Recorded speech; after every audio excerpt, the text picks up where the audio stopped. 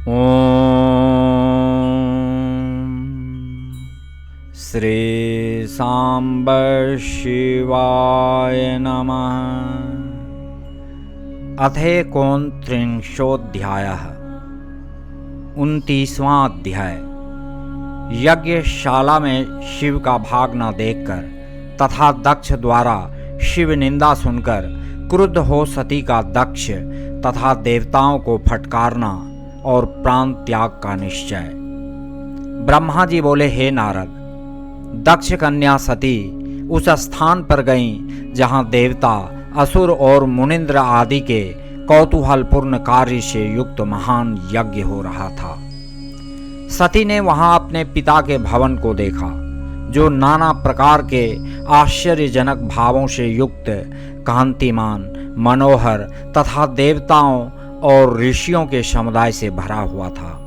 देवी सती भवन के द्वार पर जाकर खड़ी हुई और अपने वाहन नंदी से उतरकर अकेली ही शीघ्रतापूर्वक यज्ञ स्थल के भीतर गईं। सती को आया देख उनकी यशस्विनी माता अशिकनी और बहनों ने उनका यथोचित सत्कार किया, परंतु दक्ष ने उन्हें देखकर भी कुछ आदर नहीं किया तथा उनके भय से शिव की माया से मोहित हुए अन्य लोगों ने भी उनका आदर नहीं किया।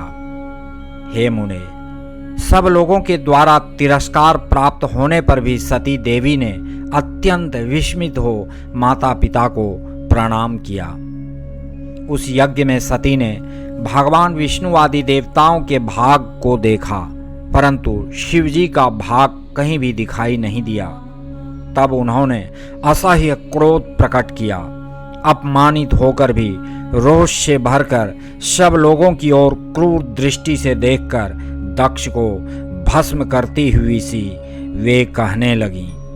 सती बोली, आपने परम मंगलकारी शिव को इस यज्ञ में क्यों नहीं बुलाया, जिनके द्वारा यह संपूर्ण चराचर जगत पवित्र होता है। जो यज्ञ स्वरूप, यज्ञ वेत्ताओं में श्रेष्ठ, यज्ञ के अंग, यज्ञ की दक्षिणा और यज्ञ करता है, उन शिव के बिना यह यज्ञ कैसे पूर्ण हो सकता है।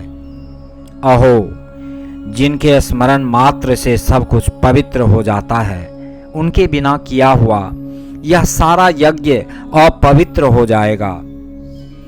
द्रव्य, मंत्र आदि, हव्य और कव्य, ये सब जिनके स्वरूप हैं, उन शिव के बिना यज्ञ का आरंभ कैसे किया गया। क्या आपने शिवजी को सामान्य देवता समझकर उनका अनादर किया है। हे अधम पिता, अवश्य ही आपकी बुद्धि आज भ्रष्ट हो गई है। ब्रह्मा, विष्णु आदि सभी देवता महेश्वर की सेवा करके अपनी पदवी पर अधिष्ठित हैं। निश्चय ही आप अभी तक उन शिव को नहीं जानते हैं। ये ब्रह्मा, विष्णु आदि देवता तथा मुनि अपने प्रभु भगवान शिव के बिना इस यज्ञ में कैसे चले आए। ब्रह्मा जी बोले, ऐसा कहकर शिव स्वरूपिणी परमेश्वरी विष्णु आदि सब देवताओं को अलग अलग फटकारती हुई कहने लगी। सती बोली, हे विष्णु, श्रुतियां जिन्हें सगुण एवं निर्गुण रूप से प्रतिपादित करती हैं, क्या आप उन शिवजी को यथार्थ रूप से नहीं जानते हैं। हे विष्णु, यद्यपि पूर्व काल में शिवजी ने शाल्वादि रूपों के द्वारा आपके सिर पर हाथ रखकर कई बार शिक्षा दी है, फिर भी हे दुर्बुद्धे, आपके हृदय में ज्ञान उत्पन्न नहीं हुआ और आपने अपने स्वामी शंकर के बिना ही इस यज्ञ में भाग ग्रहण कर लिया।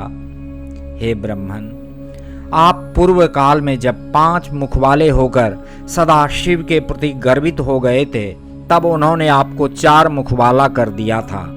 आप उन्हें भूल गए, यह तो आश्चर्य है।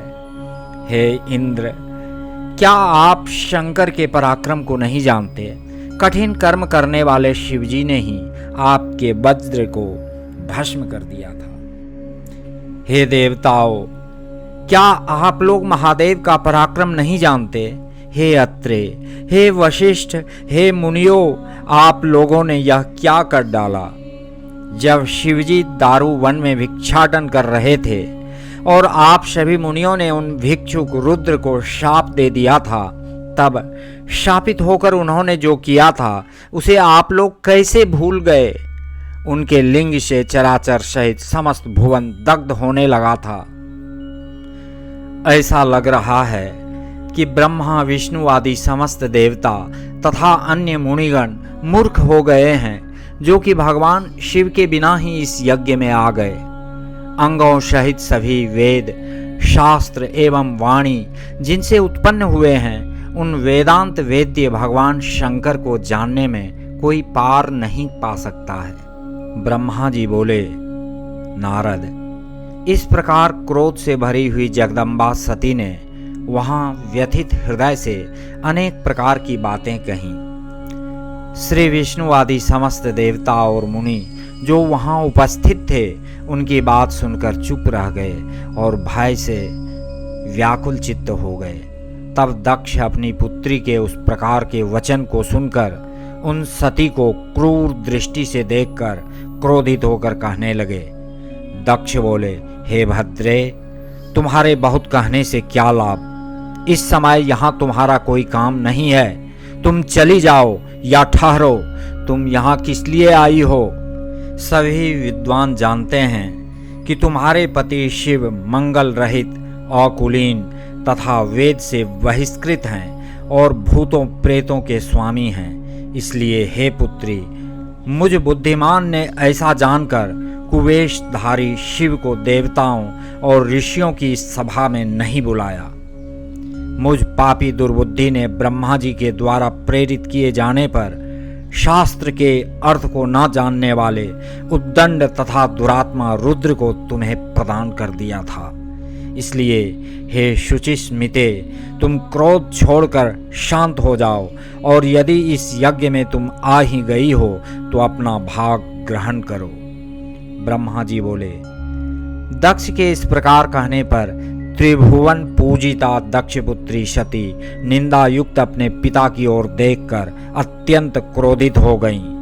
वे सोचने लगीं कि अब मैं शंकर जी के पास कैसे जाऊं? मैं तो शंकर को देखना चाहती हूं, किंतु उनके पूछने पर मैं क्या उत्तर दूंगी?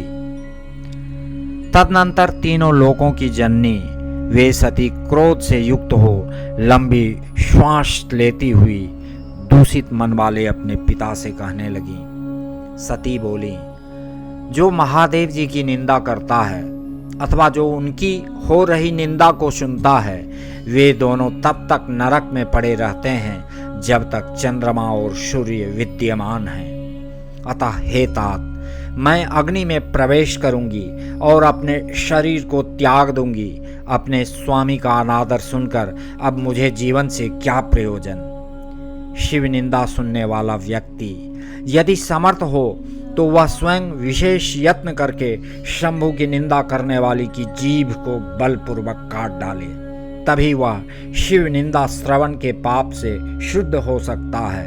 इसमें संशय नहीं है। यदि मनुष्य कुछ प्रतिकार कर सकने में असमर्थ हो तो बुद्धिमान पुरुष को चाहिए कि वह दोनों कान बंद करके वहां से चला जाए, तब वह पाप से शुद्ध हो सकता है, ऐसा श्रेष्ठ विद्वान कहते हैं। ब्रह्मा जी बोले। इस प्रकार धर्म नीति कहकर वे सती पश्चाताप करने लगीं और उन्होंने व्यथित चित्त से भगवान शंकर के वचन का स्मरण किया। तदनंतर सती ने अत्यंत कुपित हो दक्ष तथा उन विष्णु आदि समस्त देवताओं और मुनियों से भी निडर होकर कहा। सती बोली, हे तात, आप शंकर के निंदक हैं, अतः आपको पश्चाताप करना पड़ेगा। इस लोक में महान दुख भोग कर अंत में आपको यातना भोगनी पड़ेगी। इस लोक में जिन परमात्मा का ना कोई प्रिय है ना अप्रिय है, उन द्वेष रहित शिव के साथ आपके अतिरिक्त दूसरा कौन वैर कर सकता है? जो दुष्ट लोग हैं वे सदा ईर्ष्यापूर्वक यदि महापुरुषों की निंदा करें तो उनके लिए यह कोई आश्चर्य की बात नहीं है, परंतु जो महात्माओं के चरणों की रस से अपने अज्ञानांधकार को दूर कर चुके हैं, उन्हें महापुरुषों की निंदा शोभा नहीं देती। जिनका शिव यह 2 अक्षरों का नाम कभी बातचीत के प्रसंग से मनुष्यों की वाणी द्वारा एक बार उच्चरित हो जाए तो वह संपूर्ण पाप राशि को शीघ्र ही नष्ट कर देता है। अहो, खल स्वरूप आप शिव से विपरीत होकर उन पवित्र कीर्ति वाले निर्मल अलंघ्य शासन वाले सर्वेश्वर शिव से विद्वेष करते हैं। महापुरुषों के मन रूपी मधुकर ब्रह्मानंदमय रस का पान करने की इच्छा से जिनके सर्वार्थदायक चरण कमलों का निरंतर सेवन किया करते हैं और जो शिव संसार के लोगों पर शीघ्र ही आदर पूर्वक मनोरथों की वर्षा करते हैं, सबके बंधु उन्हीं महादेव से आप मूर्खतावश द्रोह करते हैं। जिन शिव को आप अशिव बताते हैं उन्हें क्या आपके सिवा दूसरे विद्वान नहीं जानते? ब्रह्मा आदि देवता, शनक आदि मुनि तथा अन्य ज्ञानी क्या उनके स्वरूप को नहीं समझते? उदार बुद्धि भगवान शिव जटा फैलाए, कपाल धारण किए, श्मशान में भूतों के साथ प्रसन्नता पूर्वक रहते हैं तथा भस्म एवं नरमुंडों की माला धारण करते हैं। इस बात को जानकर भी जो मुनि और देवता उनके चरणों से गिरे निर्माल्य को बड़े आदर के साथ अपने मस्तक पर चढ़ाते हैं, इसका क्या कारण है? यही कि वे भगवान शिव ही साक्षात परमेश्वर हैं। वेदों में प्रवृत्त तथा निवृत्त ये 2 प्रकार के कर्म बताए गए हैं जिनका विद्वानों को विवेक पूर्वक विचार करना चाहिए। ये दोनों ही कर्म परस्पर विरुद्ध गति वाले हैं, अतः एक कर्ता के द्वारा इनका साथ साथ अनुष्ठान नहीं किया जा सकता। भगवान शिव तो साक्षात पर ब्रह्म है, अतः उनमें इन दोनों ही कर्मों की गति नहीं है, अतः वे इन दोनों ही कर्मों से परतंत्र नहीं हैं। हे पिता, जो योगेश्वर्य अर्थात अणिमा आदि सिद्धियां हमें सर्वदा प्राप्त हैं, वे आपको प्राप्त नहीं हैं। आपकी यज्ञशालाओं में आयोजित होने वाले तथा धूम मार्ग को प्रदान करने वाली प्रवृत्ति मार्गीय कर्मों का हम त्याग कर चुके हैं। हमारा ऐश्वर्य अव्यक्त है तथा ब्रह्मवेत्ता पुरुषों के द्वारा निरंतर सेवित है। हे तात, आप विपरीत बुद्धि वाले हैं, अतः आपको अभिमान नहीं करना चाहिए। अधिक कहने से क्या लाभ? आप दुष्ट हृदय हैं और आपकी बुद्धि सर्वथा दूषित हो चुकी है, अतः आपसे उत्पन्न हुए इस शरीर से भी मेरा कुछ भी प्रयोजन नहीं रहा। उस दुष्ट व्यक्ति के जन्म को धिक्कार है जो महापुरुषों के प्रति अपराध करने वाला है। विद्वान पुरुष को चाहिए कि ऐसे संबंध का विशेष रूप से त्याग कर दे।